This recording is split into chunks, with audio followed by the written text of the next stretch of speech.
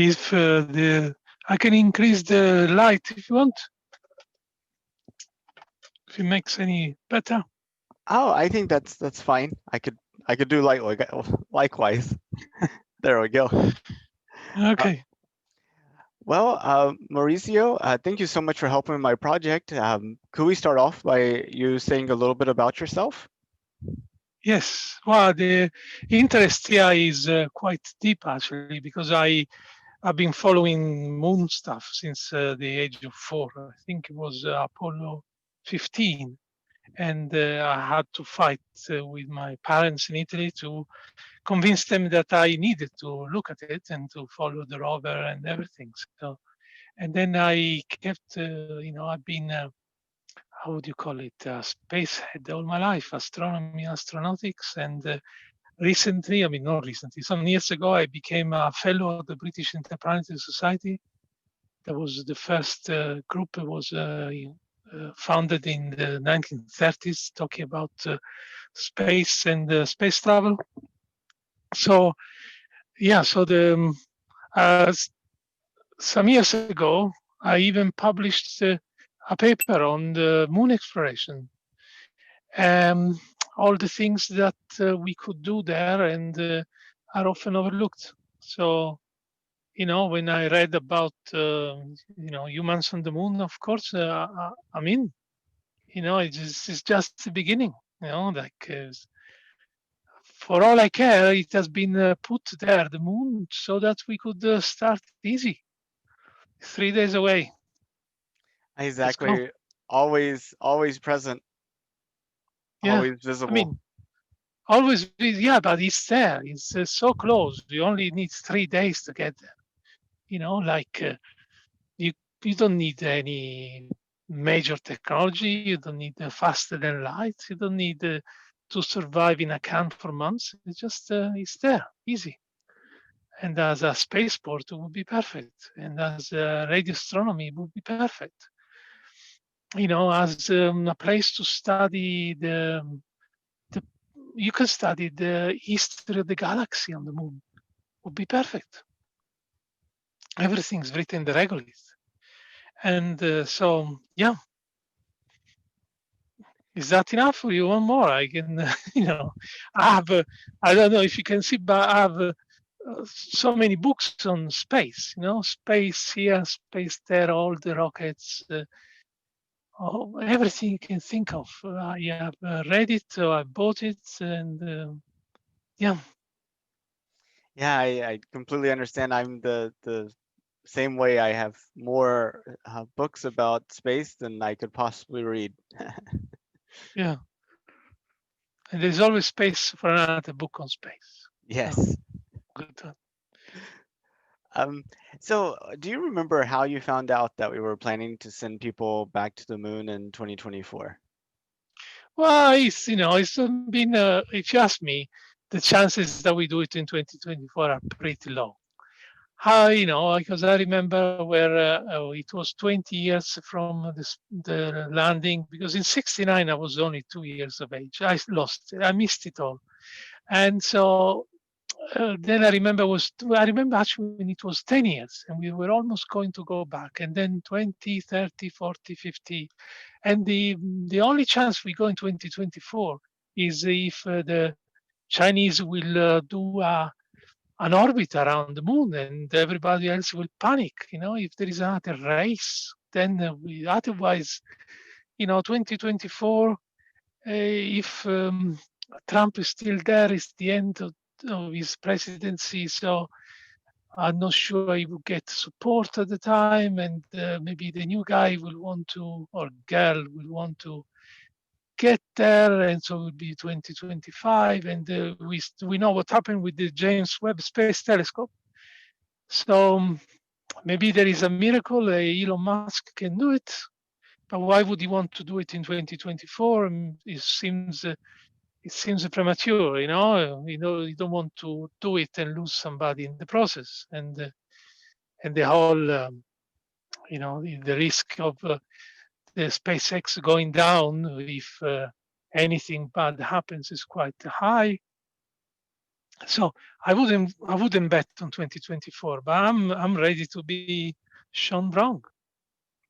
Well, so maybe it doesn't happen in 2024, but do you think this effort will eventually bear um, a landing on the moon? I mean, do you think it will result in a landing on the moon, or do you think? Yeah, yeah, definitely, definitely. I believe when they said that the Apollo project was a slice of the 21st century that was just put in the 20th century. So it is going to happen, and we still have 80 years to go to the end of the 21st century, and things are improving. You know, we have Jeff Bezos could go to the moon if he wanted to, and it would be spare change for himself. So, at some point, things sounded very expensive, but now, because everything progresses, then we have the idea of Tom Cruise uh, going to orbit to shoot a movie. I'm sure, like 10 or 20 years in the future, somebody will want to do a movie on the moon, because when movie budgets have a budget that are like $1 billion, you can do a lot with $1 billion, even if you needed to go to the moon. And I'm sure, a movie actually shot on the moon with some IMAX cameras, they would, if the story is good, they would get a lot more than they have invested in. They could easily get 3, 4, 5 billion dollars. Just have to wait. We've been having movies where people are on the moon in space, and um, they have to do a whole bunch of different effects in terms of putting the actors in harnesses and computer work to make it look like they're floating or that they're on the moon. What do you think the chances are when they actually start filming movies in space, since it looks different than the fake stuff we've been seeing in movies all this time, that people will be like, oh, they're not really there because it doesn't match up with. No, I don't think. I think it will be the other way around. If you look at all the sci-fi with the stop motion, it really looks corny. It really looks corny, and I think people will go back, and they will be able to tell these people were not floating anywhere, because we can see what is the meaning of floating. I would expect that it would be the movies that would be in trouble rather than the live TV, because once we can see even the YouTube success of the SpaceX test firing, that is amazing. People are hungry about this. Or Uh, even about the stacking of the nose cone for SN8 yeah, yesterday. yeah, it's I can tell you, I missed that one.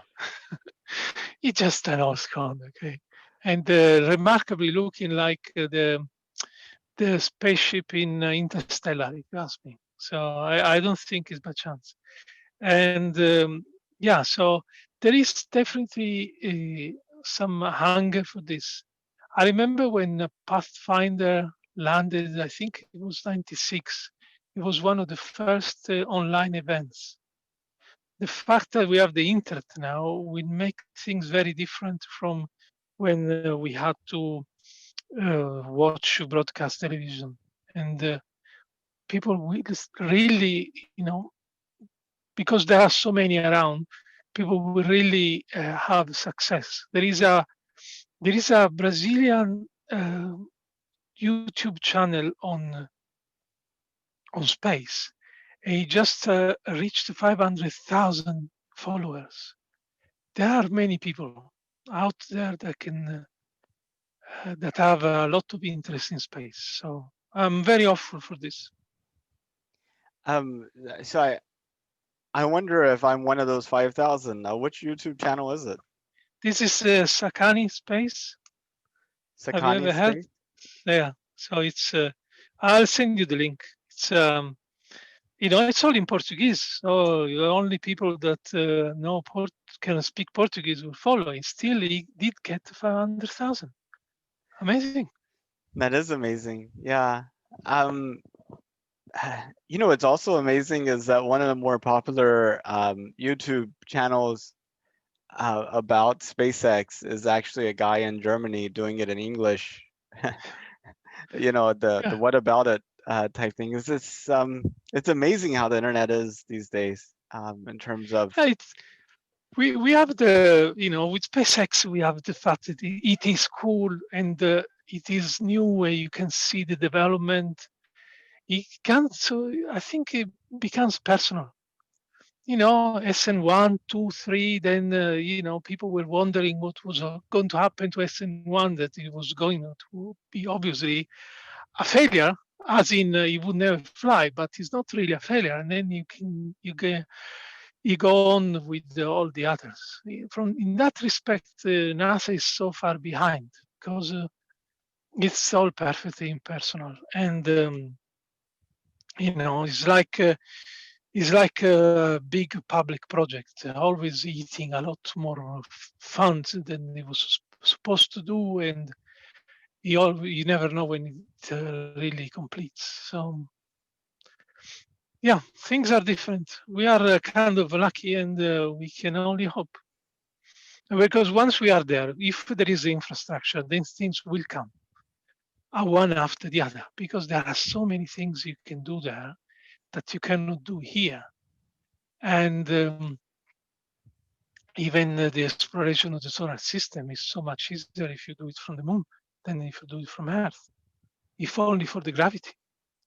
Because in on Earth you are down a very deep gravitational well, and there will be people that will never come back to Earth because it is expensive.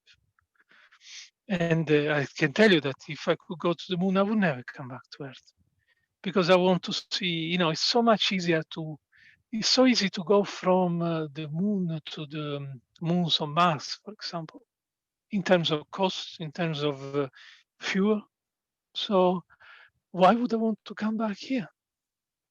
You go back on a planet if you want to stay static. If you want to go anywhere else, you stay in orbit, or maybe you land on a place where gravity is low enough so you can live. So if you have the infrastructure, things will be different. It's like if like being on the other side of a gorge, and if you are a primitive tribe, you're stuck on your side. Once anybody builds any kind of bridge, even if it is very flimsy, then you can cross it, and things would be different. You can even build a better bridge because you can cross it. So we will see. Yeah, that concept of infrastructure and marginal cost is so important. Right now, if we talk about, uh, exploring the moon, mining the moon, each one of those programs has to be a complete industrial base in and of itself, which kind of makes the program impossible. Whereas Yeah, if you yeah, do something like on Earth, um, if you already have, uh, a manufacturing facility and you decide to make this other widget of some type, you already have all the supply chain and the processes in place, and it costs you so little. But if you mm, had to build the entire infrastructure and train the people and make the equipment to make the equipment, it would be yeah. impossible. Yeah, there is also we need to solve the problem of the regolith going everywhere, sticking to everything, or maybe I mean we need to learn to live with it. I suppose. One thing that I strongly support is building underground. Building underground is very easy on the moon because there is no much water in the rocks, and so you can just explode your cave easily, and at least in theory. And then you can use the plastics you can use on the surface, for example. All these things you need to learn. And once you learn them, it's easy. The second time is going to be very easy. The first time, not so much. So Oh, the second successful time. You might have many first times trying to get it right. yeah, there is that thing is actually playing against us because it was easier to do dangerous stuff when the chances of dying were much higher. Well, now everybody is about health and safety. So it Ex- is difficult to get anything mandated Except that when it comes before. to driving. They're all about safety except when it comes to driving. Then it's Yeah, that's also true because we are used to it. Yes, it's madness, the things that are strange in our lives. What can we do? What do you get from people? Do you get a lot of enthusiasm or not so much? Some most of the people are enthusiastic. My original plan was to interview people like at the coffee shop, at the stores, on the Yeah, streets. I read it. I read it. Yeah, and I Yeah. did that between December and March. I even took a trip to the UK and went to Scotland, and I interviewed people along the way. The person that was sitting next to me on the train, and Mhm. the person. So it's been good. Um, I would say that most of the people are enthusiastic about it and think it's a good thing. I think there's some concerns about, of course, are we solving the right problems? What about climate change? What about poverty? What about social justice? So you have all that still there, but not too much. There was some concerns about, will only the rich be able to go? Will only certain countries benefit from this? And kind of this idea of how do you make sure it benefits all of humanity? And I was wondering what your thoughts were on that subject. But the thing is, anything that we learn new is going to help us, and even if we have no idea what it is about. When they were experimenting at the universities with in the 18th century with the 19th century with prototypical batteries, and they were playing with recreating thunderstorms in a lab. They had no idea that one day that same thing would have powered um, overnight surgery. Something that would be perfectly impossible without electricity. So I, the idea of this benefiting only a few people is goes totally against everything we know about history. People were wondering why, what was Sputnik going to do up there, and now we can forecast weather very easily, and we can help people, even people that want to grow their food. Um, so we have no idea. We have no idea what kind of material we will develop. We have no idea what kind of things we will discover, and I think it would be mad to remove from us the opportunity to discover this stuff. And I can tell you that whatever problems we have here on Earth, if we don't go into space, they will remain the same. I cannot think of anything where any occasion where the choice was between poverty and going in space, and we chose space. If we hadn't spent it on space, we would have not spent it on poverty anyway. And so it's a false dichotomy. I mean, for me, the thing about to go into space is more than obvious. Imagine having at one point access to resources that are large enough that you can actually give food to everybody anywhere. And we cannot have that on Earth, definitely. But there is a lot that we can get out of asteroids. Even that one would justify, ending food poverty everywhere. that one would by itself justify any consideration about social justice and going to space. It's not like, as I said, I cannot remember of any occasion where space budget came out of development budget ever. I would suppose if you take the total cost, it would actually be the opposite. And when you get people from all over the world that can become engineers at SpaceX, this is going to inspire a lot of people to become engineers. And at some point, because Elon Musk is not the only billionaire, there would be other people elsewhere in the world that will do the same, will just follow the same path. So yeah, there is, I know it's an age-old debate about why are we going to space, and the fact that we do it over the internet now is the ultimate irony. You know, that's why, Now, you're because we got the internet out.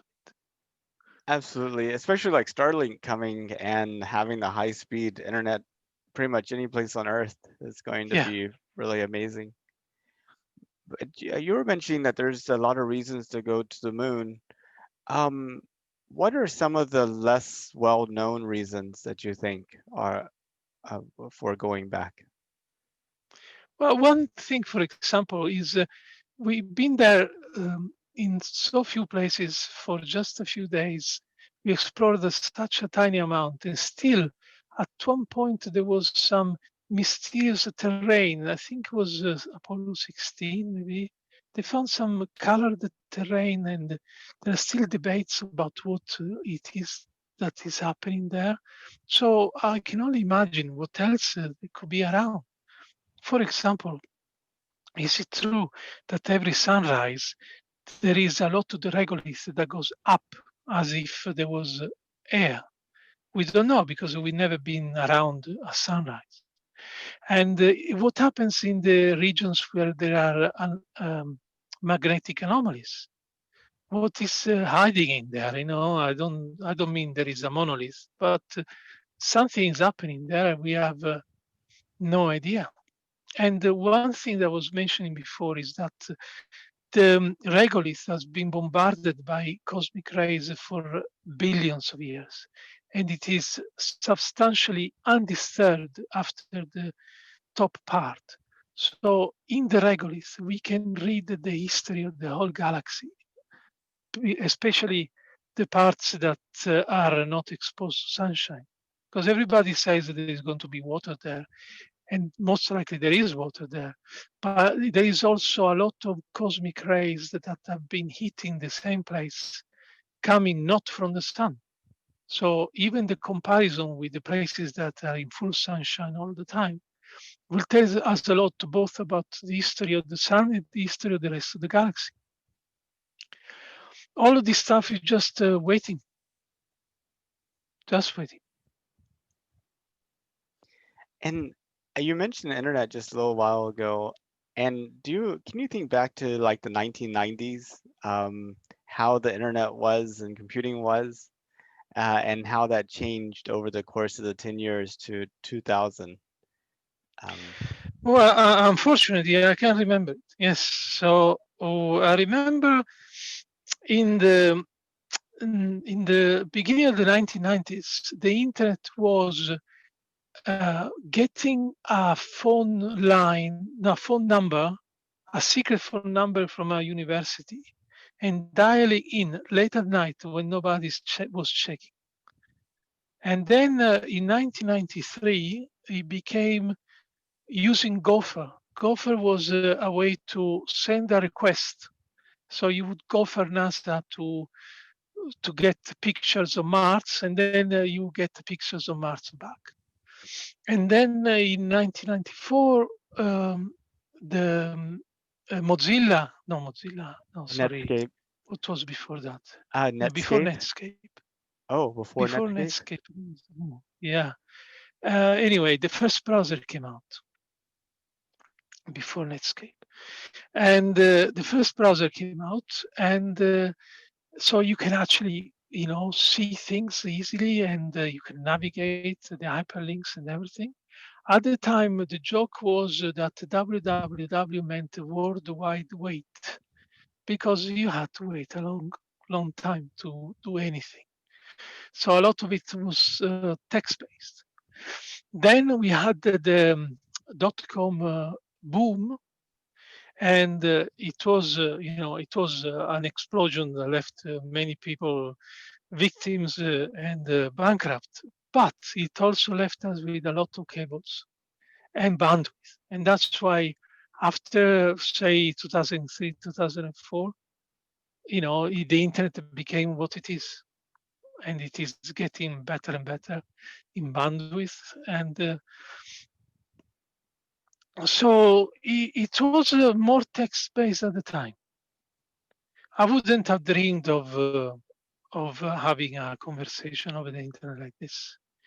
In 1998, there was some pirate TV in Eastern Europe that was broadcasting the Football World Cup on the internet. It was grainy. The colors were all impossible to decipher. I remember watching a couple of minutes of a match. It was obviously premature, but this is the way things start. Yeah, I feel like in 1990, you would have an easier time explaining to somebody why astronauts float in the space station than explaining to them email or websites. Yeah. It was completely a foreign idea. That because you're not used to it. Even the you maybe you would have seen um, spy stories with the mobile, and with a map where you could follow the person on a map, with the trace. That was it was obviously a movie thing. It wasn't the real thing. So um, yeah, the thing is that as soon as anybody makes it available, we take it for granted. So we never marvel at what we have, because of course, and if it doesn't work, we curse it. even even if it is the fact that we can have a almost real time conversation is beyond amazing. And if you use the right software, because I've seen it with musicians, you can play real time with people over the internet. If you think about all the things that must happen in between, it's beyond marvelous, beyond amazing. It is magic. You can play real time with people over the internet. It is magic.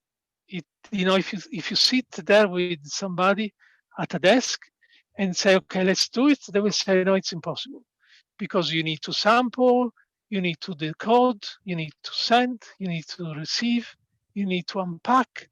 And so it's impossible. You cannot do it in real time. Yeah, yes, they can. I bring that up a little bit more because I feel like the 2020s are going to be to space exploration what the 1990s were to the internet and to computing. I feel like by 2030, our whole concept of what's going to be possible and normal in space will be completely different than what it is now. And I'm curious in if you also share this thought or if you think that might be a little overly optimistic. Well, okay. There is the one thing, because I was mentioning before our obsession with health and safety. And the one thing that can ruin it all is some major accident, especially in flight. If anything truly bad happens, we're going to lose 5, 6, or 10 years. So it is going to happen, but the speed with which it's going to happen, I'm not sure, because the safety is paramount. because people are obsessed with safety, and any lack of safety will ruin the thing and will push investors away. So, yeah, fingers crossed. But Fingers crossed. almost certainly there will be many deaths in space and getting to space and getting back from space as we. Yeah, that one, of course, is unavoidable. But what I mean is in the development stage. If if the first circumnavigation on the moon ends in tragedy, then we are going to lose many years.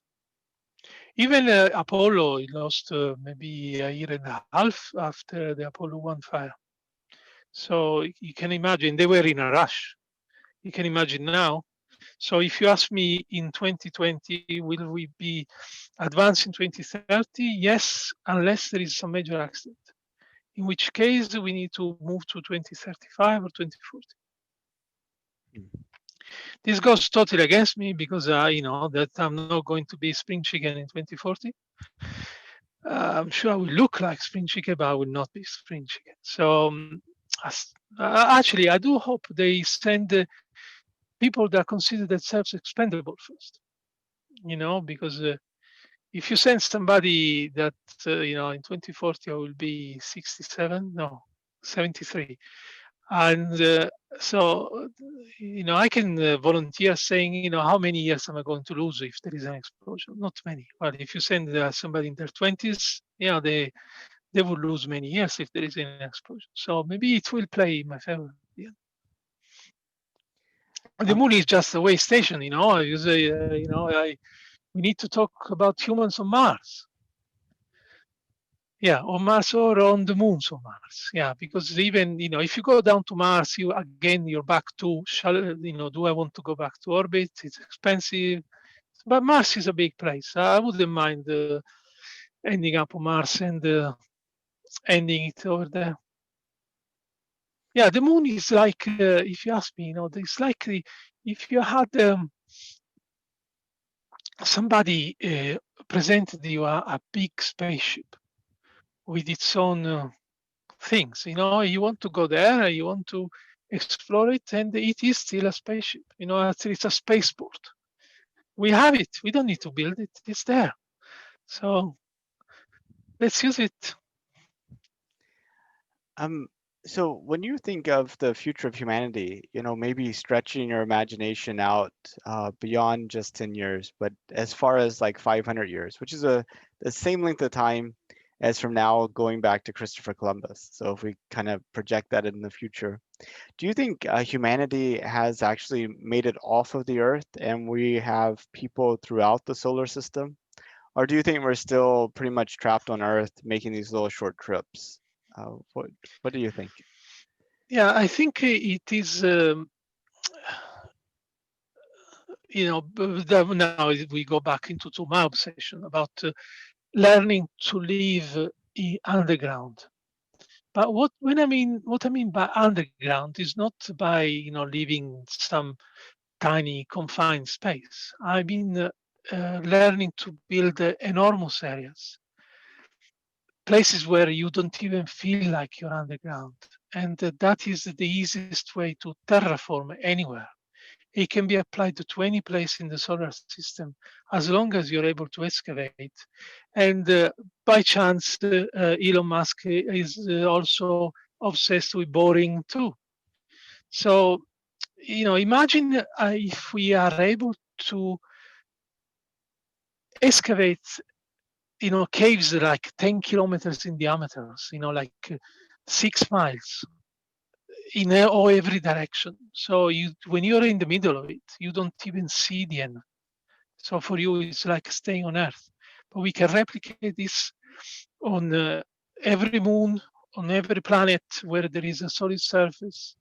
Or maybe we learn to live also in floating cities and the rest. Even for Earth, it would be much better because if we, this is going back to the Asimov's series. If we could live underground, we could learn how to live the nature on the surface by itself. we could bring the whole of Earth back to green if we could live somewhere else. So if we could live underground, if we could live in other planets, on other planets, satellites and the rest, even Earth would be better. So if you ask me, something completely far away in the future, I would say, I would see Earth going back to being like almost a continuous forest, deserts, and everything else, natural, and the humans living in places, that are just designed for humans, where it is not too hot, it's not too cold, and you can have a comfortable life. Like I would suppose Southern California or Florida without the hurricanes. You replicate it everywhere, and maybe some people will want to have their own private Alps, and they go in the, they go underground on Europa, for all we know. And so, if people love nature, they should actually push for this, because if the planet is a bit too tight, the other solution that nobody have talks about is give space to humanity. It's the actual sense, give space to humanity. It's a way to solve many problems. That sounds very similar to what Jeff Bezos says. We should go to space to protect the Earth, move all those Yeah, activities into space. That yeah, I didn't know that. Yeah, it seems logical. We already have plans in many cities to live where whole areas are left alone and become parks, even in the middle of a city. So it would be the same. Earth is naturally built to protect itself, to protect nature. So leave Earth to nature, and we have a whole universe to play with. it's going to be an exciting future. I'm hoping we get to see a lot more of it very soon. Yes, if you know, I sometimes like what's the name of the new propulsion that nobody knows why it works.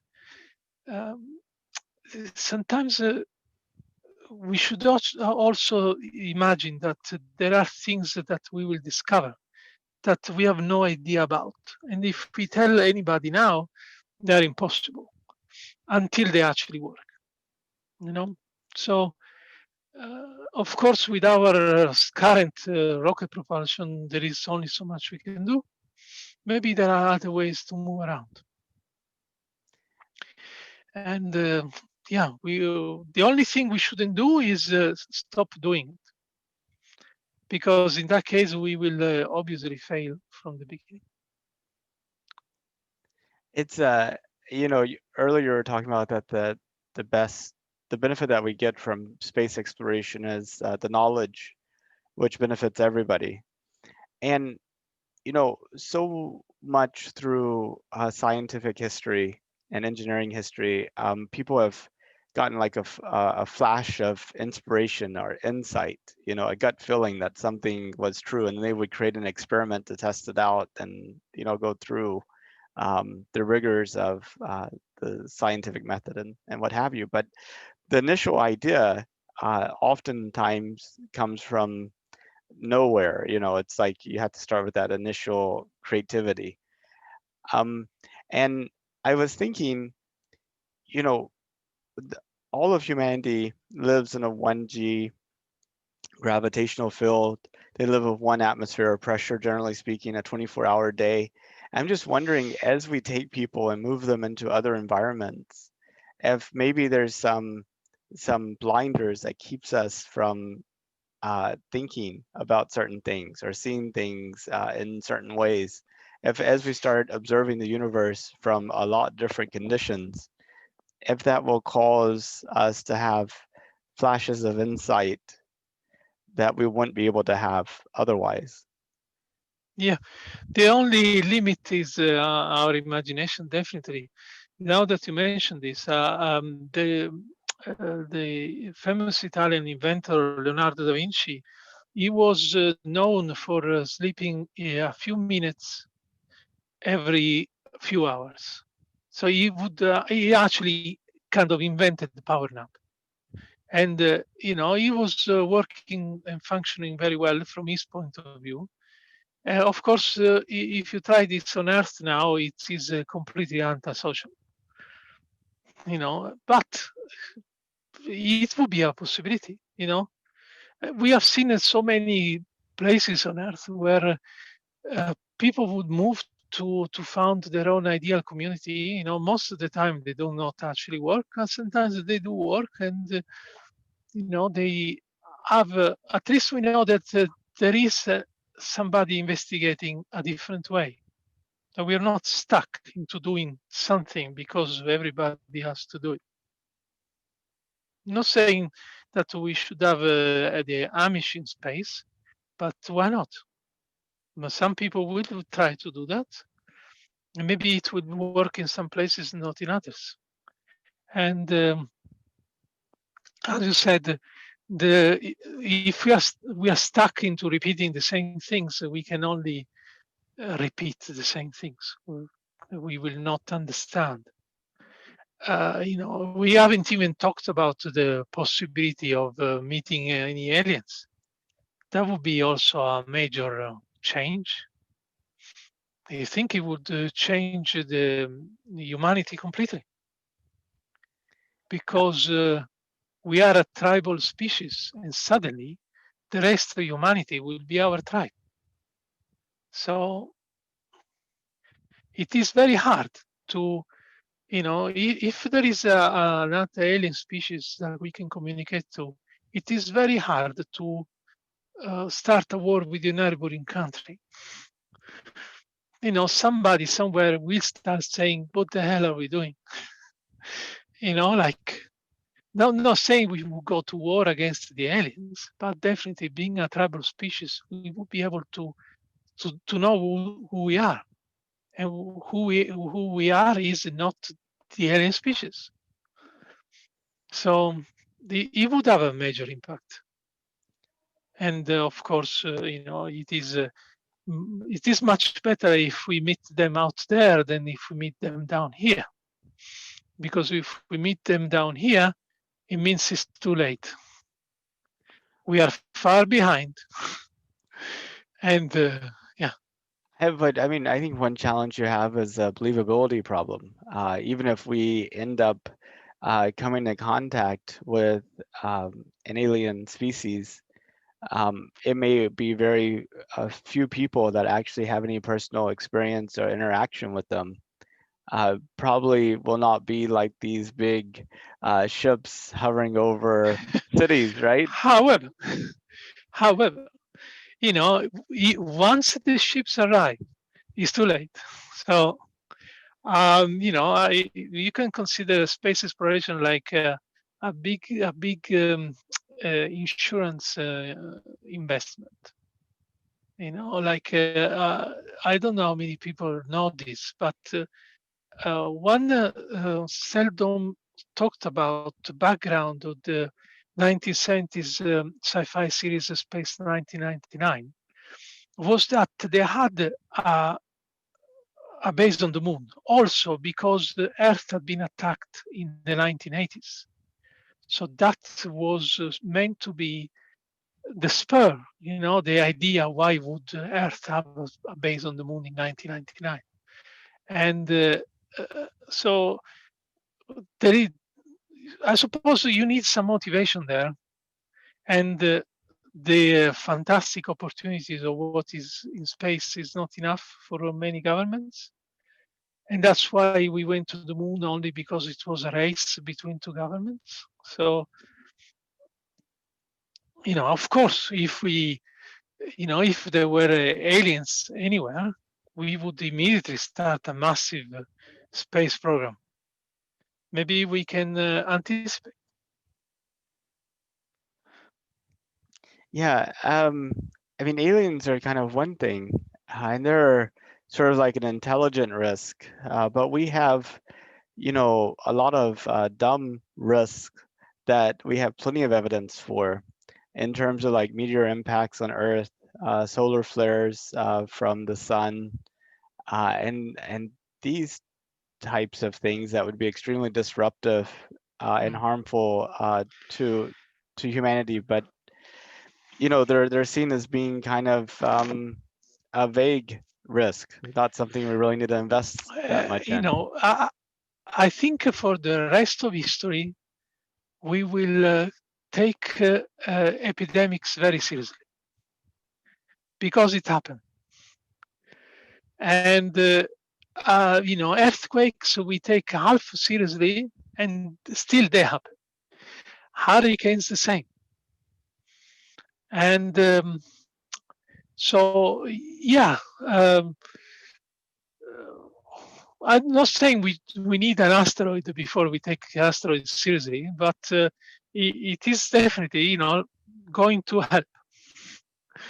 And the solar flares is the same. One day there will be another flare like in the 19th century. Everything will be fried, and everybody will say, "Oh, why didn't we do it?" When New Orleans was flooded by, was it the Katrina, the hurricane 2005? I remember that I've been reading for years that New Orleans was going to be flooded. And so when it happened, of course, and the same, what can we do? There is an element of being foolish, and we cannot, we are unable to get out of it. An asteroid is going to impact us, and we can only hope it's small enough. Like we are in the middle of an epidemic of some coronavirus. That is one thing, but we could have woken up to an epidemic of an Ebola-like virus. Would have been Mhm. completely different.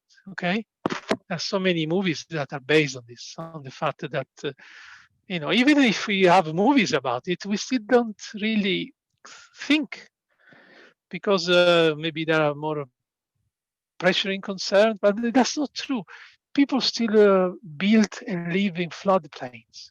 You know, what can you do?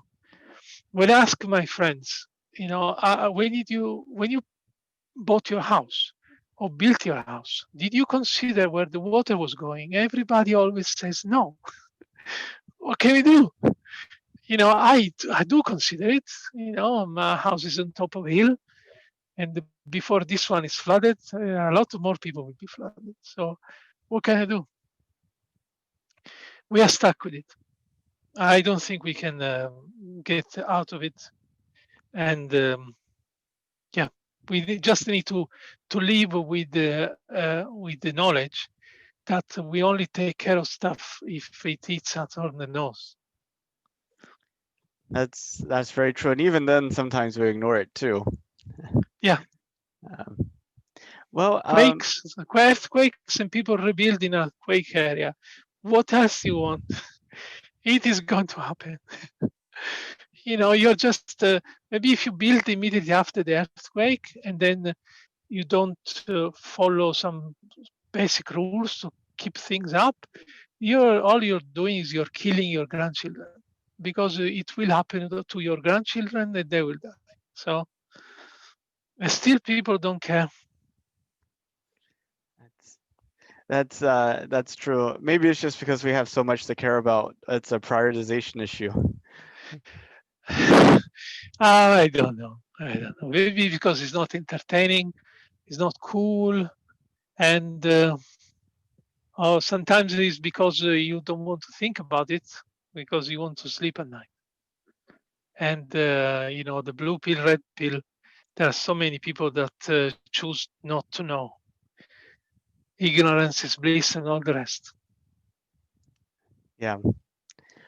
Well, Mauricio, thank you so much for your time. Is there any comments you'd like to say in closing? Well, I actually admire this idea, and I think it needs a lot of perseverance. So I hope you will make something out of it. Uh, like a book or a TV series, or I mean, no, make an internet series. Take the craziest moments and the best comments, and maybe we can add this to the first circumnavigation of the moon. Make Put it on a hard disk. Sorry, I mean solid state disk, and make it fly. Well, So, I actually got a micro SD card. It's a 1 terabyte, and oh wow, I'm sending this to the moon next year on astrobotic oh, mission. oh, So very good. So it's this video will be on the moon next summer. very good. So So you already had the idea. Very good.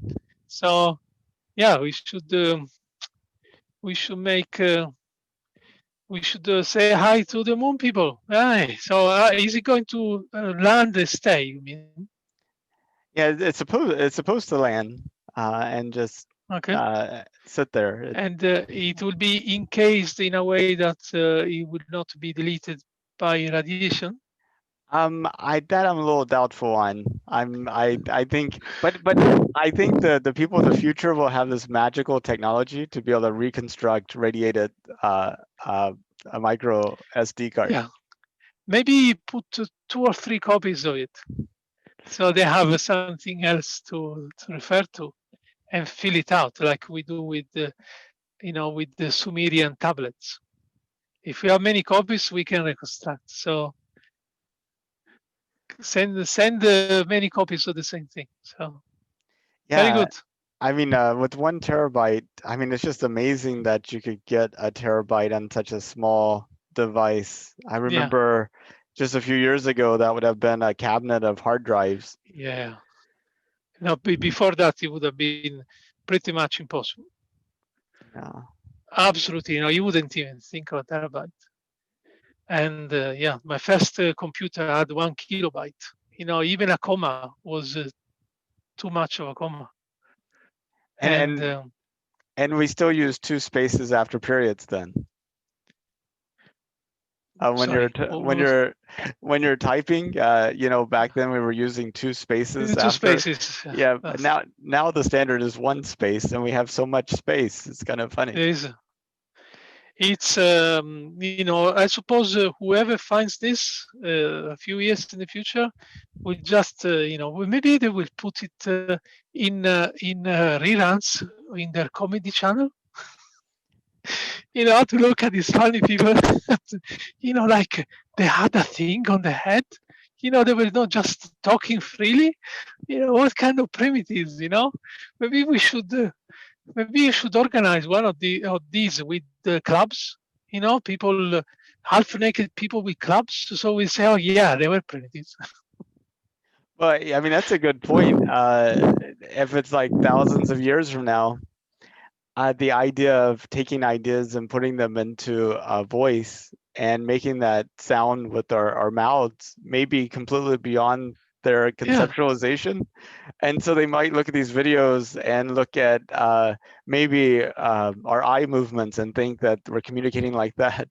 And and they they misinterpret. They could misinterpret it, or even worse. I remember reading a sci-fi story where they found a way to reconstruct voices from the past.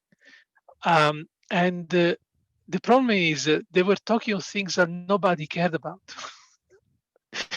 Thousands of years in the future, who's going to care about all of this? It would be like a museum piece. Like, oh, look at those funny people in the past. They knew nothing. So well, at least let's hope so. Yeah, or better than then I'll finish this. Better than the artist story where I think it was Arthur C. Clarke, where aliens find a recording from our present, and they think we all looked like Mickey Mouse. They were all recording. Okay, very good. Thank you very much, and stay well. Hi to everybody. Hi to people from the future. Yeah, and if you invent a time machine, you can maybe find where I live, send it over here. I'm waiting in the post. That's awesome. Well, thank you so much. I hope you have a good rest of your day. Same to you. Okay. Bye. Bye bye.